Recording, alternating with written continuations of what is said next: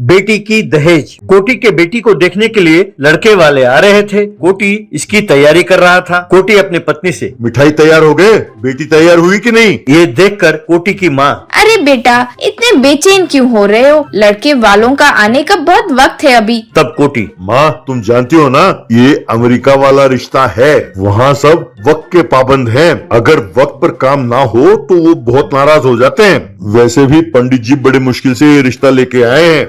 तभी कोटी का बेटा बिट्टू, जो छोटा बच्चा था, दौड़ा दौड़ा आया और डैडी डैडी मेहमान आ गए हैं, मेहमान आ गए हैं। कोटी, मैंने कहा था ना वो वक्त के बहुत पाबंद है। वो देखो बातों ही बातों में आ गए। अरे पहले लड़की को तैयार करो। लड़के वाले आए और सोफा पर बैठ गए। लड़के की माँ, अभी तक लड़की तैयार नहीं हुई, जरा उसे बुलाइए तो भाई साहब। कोटी के लड़की को ले आते हैं।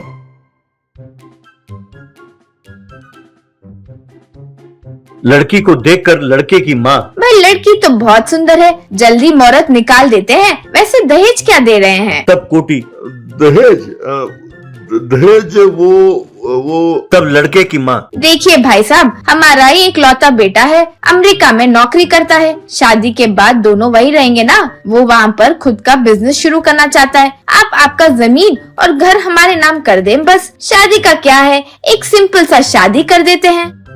तब कोटी, बात यह है बहन जी कि लड़की के साथ साथ मेरा एक लड़का भी है। वो अभी छोटा है भाई, उसकी भी तो मेरी जिम्मेदारी है ना।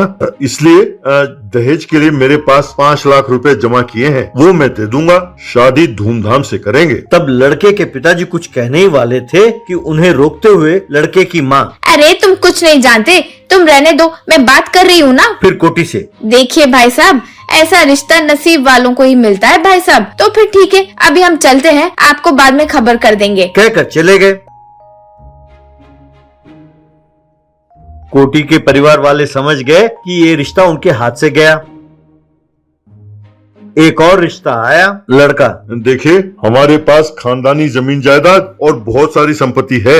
हमारे खानदान में पैसों का बहुत कदर होता है। हमारे घर में तो शादी एक बिजनेस की तरह है। अब मैं जो दहेज मांगने वाला हूँ, मैं अपने लिए नहीं, आपकी बेटी के लिए मांग रहा हूँ। मैं आपकी बेटी का कितना अच्छा ख्याल रखूंगा, ये इस बात पर निर्भर है कि आप दहेज कितना देते हैं। एक तराजू में एक तरफ आपकी बेटी को बिठाकर उसके वजन के बराबर आप नोट दे दीजिए, बस। लेकिन इसका मतलब ये नहीं कि 10 रुपए के नोट या चिल्लर डालो। समझ गए ना? ये रिश्ता भी कैंसिल हो गया।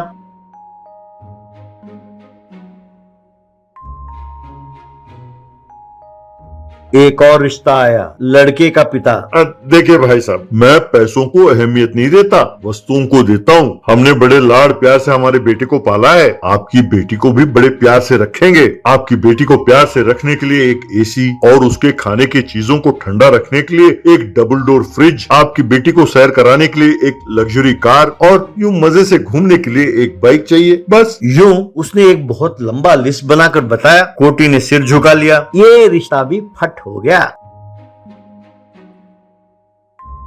एक और रिश्ता आया। उन लोगों ने घर, जमीन, जायदाद सब मांगा। कोटी को लगा कि उसके पैंट शर्ट भी उन्होंने ले लिया। ये देखकर कोटी नो नो कहकर चिल्लाने लगा। अचानक उसने आंखें खोली। तब उसके समझ में आया कि वो अब तक सपना देख रहा था। उसकी पत्नी उसे देखकर, क्यों जी, क्या हुआ? आप इतने घबराए हुए क्यों हैं? कहीं आपने बुरा सपना तो नहीं देखा? तब कोटी, हाँ भगवान, मैंने ऐसा सपना देखा कि बेटी की शादी के लिए दहेज में घर, जमीन, जायदाद, पैसे, इतना ही नहीं, आखिरकार मुझे अपने कपड़े भी बेचने पड़े।